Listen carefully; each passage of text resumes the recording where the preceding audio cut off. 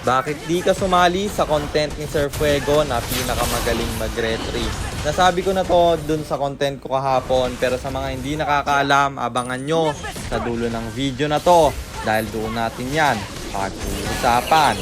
At para naman sa mga bago lang sa page, ang ginagawa po natin content ay 1 game per day, solo, rank game. At ang goal natin sa content natin na to ay mag 100 win streak. And bago magsimula yung video na to, gusto ko lang magpasalamat sa inyo dahil 185,000 na tayo. Hi guys, nandito na tayo sa 291st day ng 1 game per day. And ang standing natin bago yung game na to ay 251, 39, 251 wins and 39 losses. At dito sa game na to, ito na naman ang umpisa ng win strike natin. Kasi nga, naputol kahapon. Madaming nagsasabi na dapat hindi ko daw i-count yun. Pero wala tayong magagawa guys. Kasi naputol yung win strike natin doon. At itong main account, yung ginamit ko. In-accept ko lang naman yung challenge ng karamihan. Kaya tayo naglaro doon sa content ni Sir Wakno. Mabalik tayo sa game. Nag-sun ako dito kasi walang counter sa sun sa pick ng kalaban. At panoodin nyo hanggang dulo dahil alam ko na marami kayong matututunan kasi ako ay nakasan. So ayun, nandito na tayo sa pang 200 at 91 araw ng isang game kada araw. Digmaan na! Ang rotation na ginawa ko dito ay red first pero may wanderer na advance pa nga yung red 3 at naku ako pa rin kasi nag-proc yung passive nito. Tapos yung Selena inaabangan ko. Tinalo ko ng third skill tsaka ako nag-dash nung siya'y pa out pero masakit yung Parsa na stun pa ako at mabibigyan ako doon. Pero patay din naman yung Selena nila at nakuha natin yung blue buff pero sinisimulan na ng mga kalaban yung turtle dito kaya pupunta na tayo. Makikipag-retrihan yung Roger, pareho kaming level 4 rata ko ang makakakuha nito dahil nasipa ng Chu at mama, patay pa siya. Hinabol ko dito yung Selena at hinayaan ko ng patayin ng Valir yung Mincy nila pero nakatakas pa nga. Nag-focus ako sa blue buff ng Roger dito kasi sobrang halaga niyan sa early game. Pag na-invadean mo siya, sobrang laking magiging lamang nyo. At dito sa gitna, walang dumedepensa kasi nasa top silang lahat. Kaya nag-plating ako ng makapal. Tsaka ako nag-out nung wala ng minion. Pero yung Roger dito, ang lalim sa gitna. Kalahati na yung buhay niya. Pinasok pa ng Chu.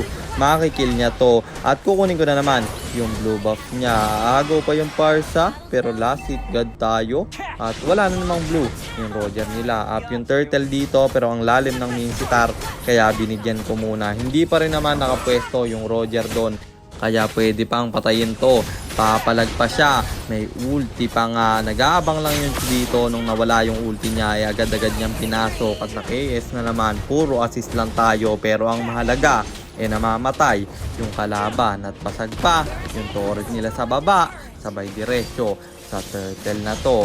Kukontest na naman yung Roger pero ang ganda ng zone out na ginagawa ng kampi ko. Kaya naman yung turtle ay kami ulit ang makakakuha. Hahabulin ko pa sana yung Selena pero masyado nang malalim yan. Kaya ako'y nag-out na lang. Sabay balik dito sa gitna kasi patay yung mid laner nila. Hindi naman kayang depensahan to mag-isa ng Selena. Kaya mababasag ko.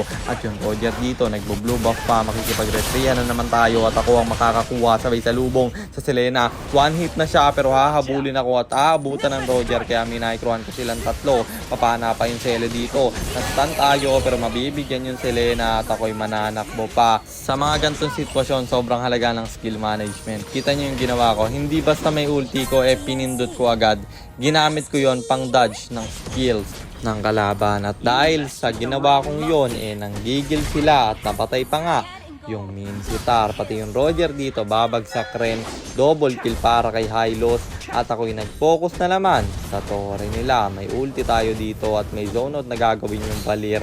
Marurunong yung binigay na kampi sa atin dito ni Moonton. Ganun naman palagi guys no? Kapag galing kayo sa talo palo yung ikakampi sa inyo. Tapos yung Iritel dito mabibigyan kasi napalalim siya. Yung Melissa naman namin ang gigigil na naninisi pa.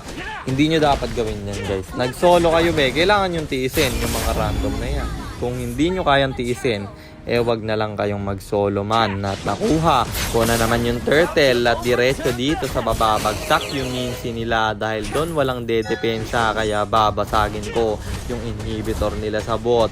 Si Lena magde-death, papanain yung illusion pero papalag naman tayo man. Sobrang sakit na ng palo ko. Low HP agad yung dalawa sa loob ng tore pa nga papalag. Roger dito dadasin pa, makaka-triple kill na at pati yung Balire aabutan kaso lang makukuha ng high loss at hindi pa nakamaniac. Savage pa nga sana to kung nagkataon pero masyado na yung malalim. Awit sa 2 nang gigil si tropa at hindi na natin papansinin yan kasi baka tumagal pa yung laban at nag-tower lock na tayo kaya panalo na naman at ang standing na natin ay 252-39.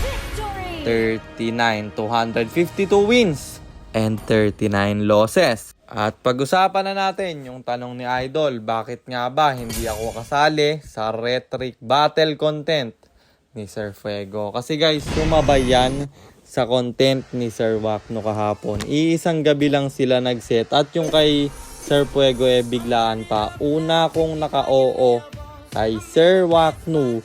Kaya wala na tayong magagawa kasi yun yung una kong na-oohan. Hala nga namang alisin ko yung isa para dun sa isa nahuli na nang nagsabi. Ayun lang guys, pinapaliwanag ko lang baka sabihin nyo galit ako pero ayun, kaya hindi tayo nakasali doon. Pero dapat kasali talaga ako. Isasali ko ni Sir Fuego. Yun nga lang, nagkasabay kaya hindi tayo nakalaban doon. Pero tingin ko, papalag naman no kung retrihan. Kung tower din siguro guys, sure win ako. Pero wala nagpapa-challenge na bilisan mag-push ng tore Siguro sure na champion na tayo doon pag yun yung pina-challenge man. Kaya para kay Sir Fuego and Sir Wakno, yun naman ang ipa-challenge nyo. Pinakamabilis, makaubos ng tore. At yun lang, sana nasagot ko yung tanong mo Idol. At sana rin meron kayo natutunan sa content natin na to. At kung meron man, pakishare lang. Then after nyo i-share, mag-comment na rin kayo ng pa-shoutout para ma-shoutout ko kayo sa mga next nating content. At i-comment nyo na rin ang inyong mga katanungan kasi baka malay mo sa next nating content. Comment mo naman ang mapili ko. At eto, yung item at emblem na ginamit ko sa game na yun. Tough Boots, Corrosion Sight, Thunderbelt, Demon Hunter Sword, Dominance Eyes, tapos Radiant Armor sana kaso natapos agad yung game kaya di na natin nabuo yun. And then Rose Gold Meteor, pang buy and sell. Emblem natin Assassin, talent natin is Inspire, Seasoned Hunter plus Quantum Charge at syempre Retribution kasi jungle tayo doon. At para naman sa mga gustong magpapilot ng ML account, mag-PM ka lang, nagre-reply ako at syempre may bayad yon. Kahit hanggang anong rank pwede nyo ipapilot at kahit anong hero pwede nyo ipaspam basta may additional payment pag magpapaspam kayo ng hero. At yun lang guys, sana nag-enjoy kayo sa content natin na to.